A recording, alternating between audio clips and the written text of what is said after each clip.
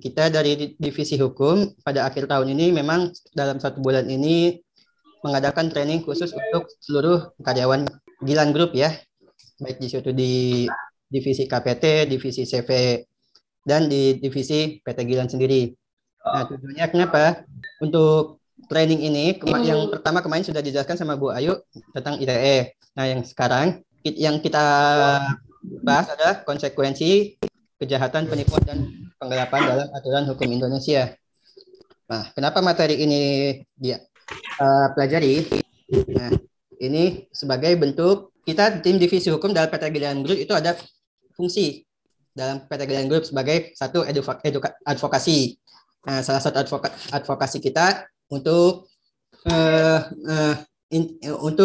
menjelaskan menjelaskan, terus menganalisis dan mereview segala macam bentuk perjanjian-perjanjian baik di divisi internal maupun di divisi eksternal. Terus kemudian kita ada sesi edukasi. Nah, edukasi ini sekarang di bulan Desember ini kita edukasi untuk seluruh karyawan.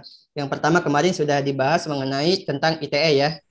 Ya, sekarang kita membahas mengenai unsur penggelapan dan penipuan. Mengapa penggelapan dan penipuan perlu kita paparkan? Karena kebanyakan di perusahaan sering terjadi kasus-kasus penggelapan dan penipuan di perusahaan-perusahaan kebanyakan ya. Karena kenapa? Pertama, kondisi pandemi saat ini yang membuat beberapa pekerjaan berkurang, kebutuhan tetap meningkat, kemudian biasanya karena desakan ekonomi sehingga mengakibatkan ada pelaku yang terpaksa mengambil jalan pintas, namun secara hukum itu melanggar, yaitu melakukan tindakan penggelapan dan penipuan. Nah, ini yang mesti kita preventifkan dan supaya rekan-rekan semua Pak bisa meminimalisir atas tindakan tersebut. Kemudian litigasi. Litigasi ini kita penanganan kasus. Apabila terjadi kasus-kasus, baik yang terjadi di dalam internal perusahaan, antara perusahaan dengan pihak ketiga, ataupun antara perusahaan dengan divisi-divisi di dalam yang perusahaan, apakah dengan karyawan atau dengan yang lainnya. Nah, kita tim hukum siap mendampingi di litigasi. Dan terakhir, tugas kita adalah merehabilitasi. Baik itu yang direhabilitasi itu badan hukumnya maupun orang yang ada di dalam Gilan Group. Karena kenapa? Tidak semua orang yang dipidana itu melakukan tindak pidana. Ada juga yang dikorbankan. Ada juga yang sengaja dikorbankan. Nah, tugas kita itu merehabilitasi apabila terjadi hal-hal yang seperti itu. Nah, itu salah satu tugas empat jenis tugas tim divisi hukum di Gilan Group. Nah, mengapa kita harus ada edukasi hukum? Pertama, untuk mengenal serta mengerti peraturan dalam Gilan Group.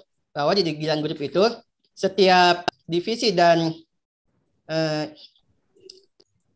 setiap kegiatan-kegiatan yang berjalan itu ada aturan yang berlaku, ada ADART dan ada peraturan-peraturan biasanya yang tertuang di dalam kontrak. Apakah antara kontrak dengan perusahaan dengan karyawan, kontrak antar perusahaan dengan pihak ketiga. Nah, itu kita mesti mengetahui aturan-aturan yang ada di dalam perseroan. Terus kemudian, mengapa kita lakukan edukasi? Untuk memahami seluk-beluk hukum perusahaan. Nah, terutama perusahaan ini kan bergerak di bidang ITE ya.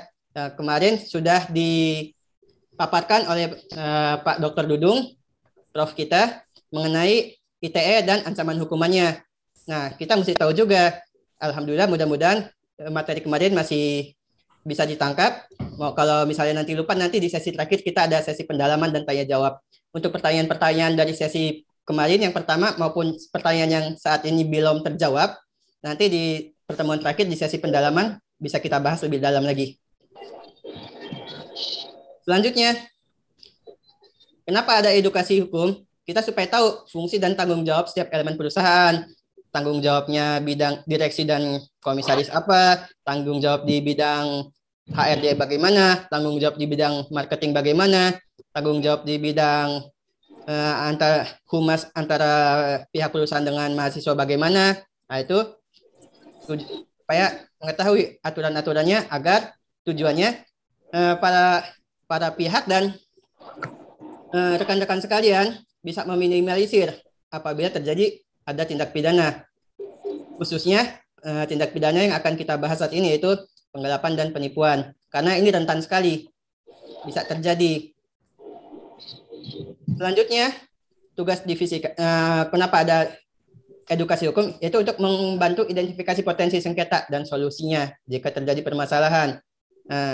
Permasalahan-permasalahannya yang kita tampung di perusahaan ada, cuma nanti kita bahas secara intern sesuai dengan divisi masing-masing. Alhamdulillah saat ini berjalan dan banyak yang sudah terpecahkan solusinya sehingga perusahaan bisa berjalan sebagai mestinya. Nah, selanjutnya kita masuk ke pembahasan materi penipuan dan penggelapan dalam aturan hukum di Indonesia. Nah, pertama kita mesti tahu dulu pengaturan tindak pidana kejahatan penipuan dan penggelapan di Indonesia. Itu diatur di mana? Pertama, penggelapan. Apa sih penggelapan? Penggelapan itu ialah perbuatan mengambil barang milik orang lain, sebagian atau seluruhnya, di mana penguasaan atas barang itu sudah ada pada pelaku, tapi penguasaan itu terjadi secara sah. Penggelapan ini diatur dalam pasal 372 KUHP dan pasal 374 KUHP. Nah, pasal 374 ini pemberatan. Kenapa pasal 374 saya masukkan? Karena biasanya kalau dalam perusahaan itu yang dikenakan di pasal 374. Ancamannya untuk tindak pidana penggelapan itu paling lama 5 tahun penjara. Nanti unsur-unsurnya akan kita bahas di slide selanjutnya. Terus mengenai tindak pidana penipuan. Apa itu tindak pidana penipuan? Tindak pidana penipuan adalah perbuatan dengan maksud untuk menguntungkan diri sendiri atau orang lain secara melawan hukum dengan memakai nama palsu atau martabat palsu, dengan tipu muslihat, ataupun dengan rangkaian kebohongan menggerakkan orang lain untuk menyerahkan barang sesuatu kepadanya atau supaya memberi hutang maupun menghapuskan hutang. Ini diatur dalam pasal 378 KUHP. Ancamannya itu pidana paling lama 4 tahun. Nah, ini dasar hukum tentang penipuan dan penggelapan. Nah, mari kita kaji lebih dalam lagi perbedaannya di mana dan bagaimana saja perbuatan-perbuatan yang termasuk tindakan penipuan dan penggelapan. Ayo kita kenal lagi unsur-unsur penggelapan ya. Nah, unsur-unsur tindak pidana penggelapan secara subjektifnya yaitu pelakunya manusia. Nggak mungkin robot melakukan tindak pidana gelapan. Karena di dalam hukum itu belum ada undang-undang yang mengatur tentang pidana terkait robot ataupun mesin ya. Atau misalnya hewan atau yang lain, itu tidak ada pidananya. Nah, unsur objektifnya, objek yang menjadi penggelapan apa? Pertama, tindakan tersebut harus terjadi pada satu tempat, di mana ketentuan tidak pidana berlaku. Nah, tempat ini bisa disesuaikan dengan kota masing-masing. Apalagi di sini di perusahaan kita kan lingkupnya nasional ya, di semua kota ada. Nah, ini masing-masing tempat sesuai dengan kewenangan nanti pengadilan tempat tertentu yang akan dilakukan proses pemeriksaan dan persidangannya jika terbukti. Kemudian waktu. Kapan waktunya? Itu yang bisa diproses secara hukum itu belum lebih dari 12 tahun. Jadi jika ada yang melakukan penggelapan sebelum 12 tahun itu masih diperiksa. Kalau setelah 12 tahun, tidak bisa dilakukan pemeriksaan dan penuntutan secara pidana. Tapi secara perdata masih bisa dilakukan gugatan perbuatan melawan hukum, walaupun lewat 12 tahun. Jika pidana, waktunya 12 tahun, jangka waktu penutupan. Kalau kita hitung-hitung sekarang tahun 2021, menginjak tahun 2022 ya. Berarti tindak pidana yang terjadi pada tahun 2010, kemungkinan 2010 Januari itu masih bisa dilakukan proses pidananya terkait tindak pidana penggelapan. Kemudian keadaannya merupakan tindakan yang tercela.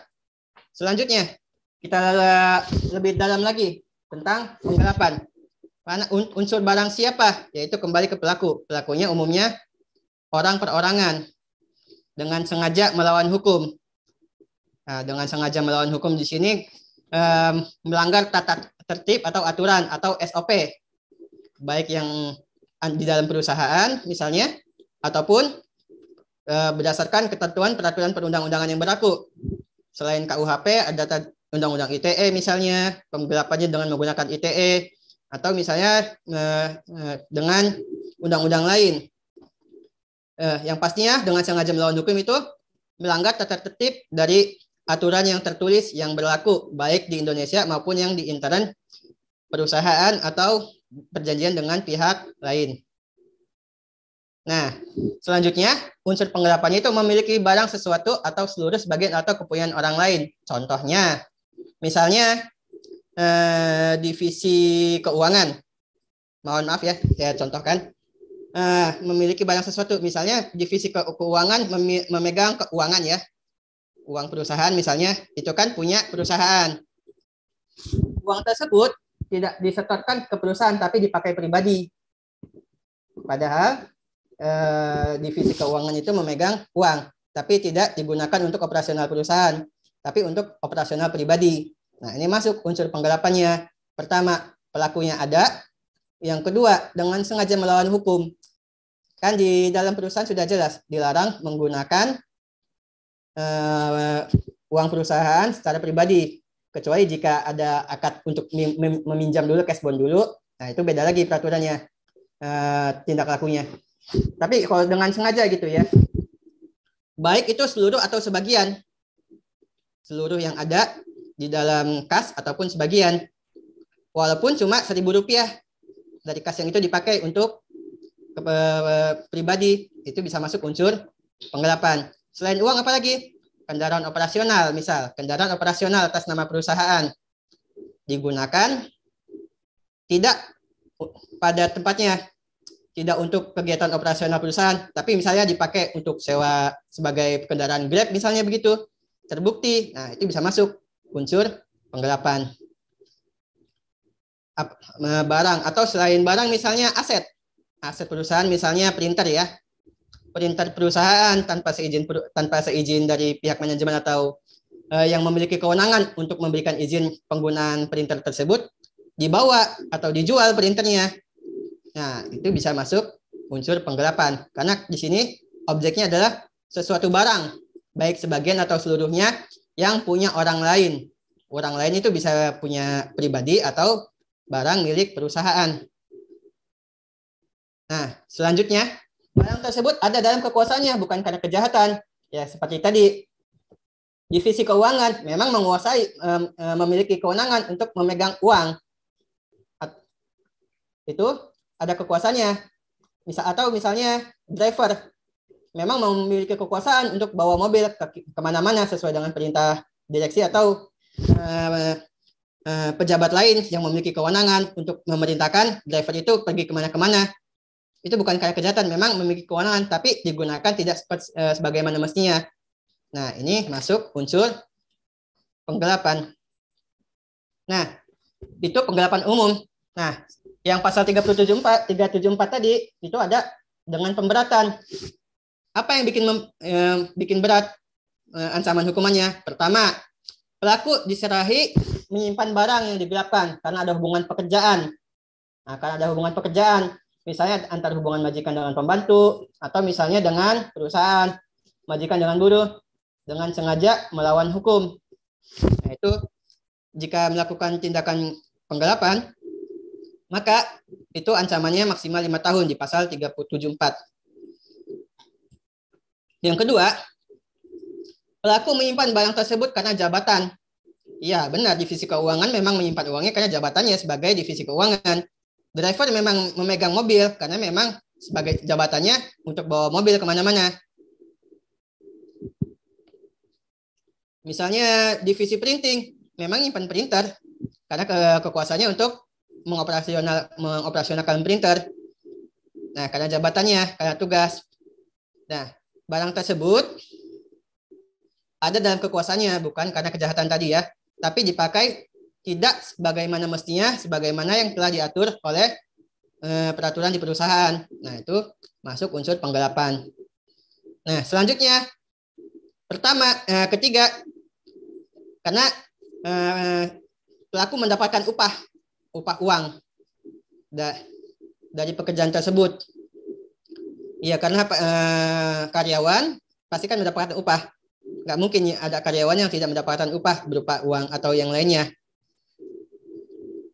Itu masuk, kalau misalnya bukan uang upahnya berupa barang, maka unsur pemberatannya tidak terpenuhi. Tapi kalau mendapatkan gajinya berupa uang, maka kena pasal 374, yaitu 5 tahun. Kalau bukan uang upahnya, itu 372, maksimal 4 tahun untuk melakukan penggelapan. Nah, selanjutnya kita bahas unsur penipuan. Beda penggelapan dengan penipuan. Kita lihat dulu ya, unsur-unsur dalam penipuan apa saja. Secara subjektifnya itu adalah kesengajaan pelaku untuk menipu orang lain. Objektifnya itu ada perbuatan. Terus kemudian ada orang yang digerakkan, istilahnya korban. Kemudian perbuatan tersebut ditunjukkan pada orang lain untuk menyerahkan benda, memberikan hutang, atau menghapuskan piutang. Kemudian cara melakukan perbuatan tersebut dengan menggunakan nama palsu, memakai tipu muslihat, memakai martabat palsu, dan memakai rangkaian kebohongan. Nah, ini kita mesti hati-hati juga ya. Kita kaji lebih dalam lagi ya unsur-unsur mengenai penipuan. Pertama, barang siapa, yang pastinya pelakunya itu orang perorangan.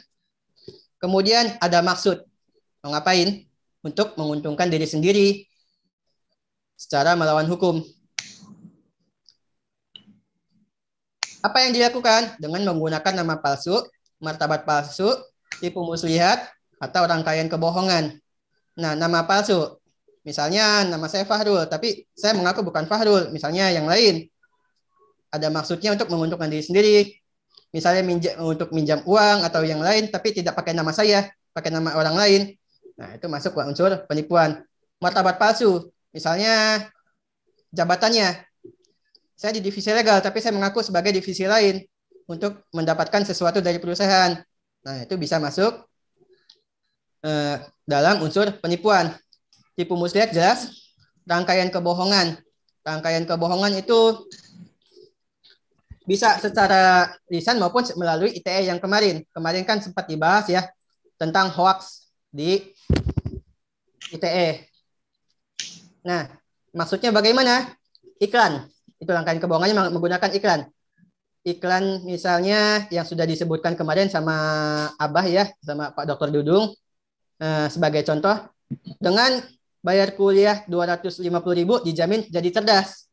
Nah, selain kena undang-undang ITE, itu juga bisa masuk ke unsur penipuan. Atau misalnya dalam website kita tidak update, ternyata di divisi marketing mengiklankan kampus yang ternyata sudah tidak putus kontrak, namun tetap menerima pembayaran atau misalnya pendaftaran. Nah, itu hati-hati. Nanti calon pendaftar bisa melaporkan tindak pidana penipuan terkait website yang sudah tidak update dan tidak bekerja sama lagi dengan pihak perguruan. Nah, itu nanti silakan di-upgrade juga ya, supaya tidak unsur rangkaian kebohongan tersebut tidak terkena. Selanjutnya, menggerakkan atau membujuk orang untuk menyerahkan atau memberi uang atau menghapus piutang. Tadi sebagai contoh, dengan kuliah 250.000, Anda dijamin pintar. Nah, itu kan ada bujukan, ada kata jaminan. Padahal frasa tersebut kan belum tentu menjaminkan orang pintar. Kalau misalnya sudah bayar tapi nggak kuliah kan tetap aja nggak pintar ya. Sekarang kita bahas di dalam lingkup perusahaan. Apakah bisa kita terkena tindak pidana kejahatan penipuan? Kalau waktu tahun 2000 atau tahun 90-an, suka ada ini ya, Bang Napi ya, yang tindak pidana tersebut kejahatan terjadi bukan karena ada niat pelaku, tetapi juga ada kesempatan. Nah, di sini kita mesti hati-hati juga, bukan karena niat tapi ada kesempatan. Kesempatan untuk melakukan penggelapan dan penipuan itu pasti ada.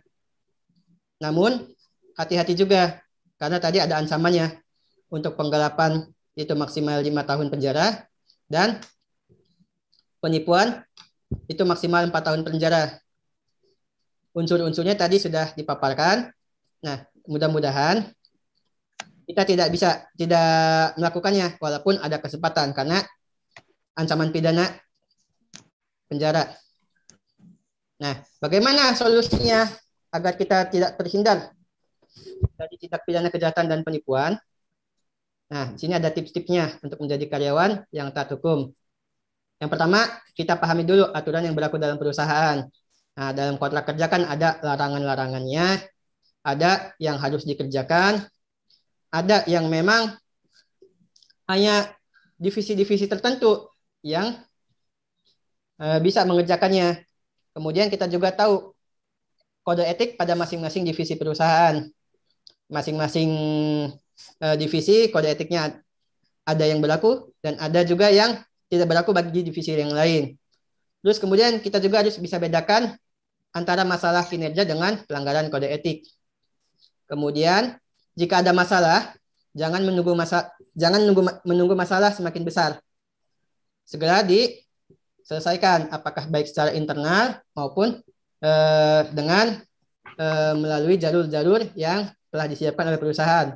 Misalnya ada masalah dengan pihak keluarga, ya diselesaikan dengan konselor yang ada di pihak keluarga, atau misal konsultasi dengan yang dianggap Pak Kiai atau Ustadz di perusahaan.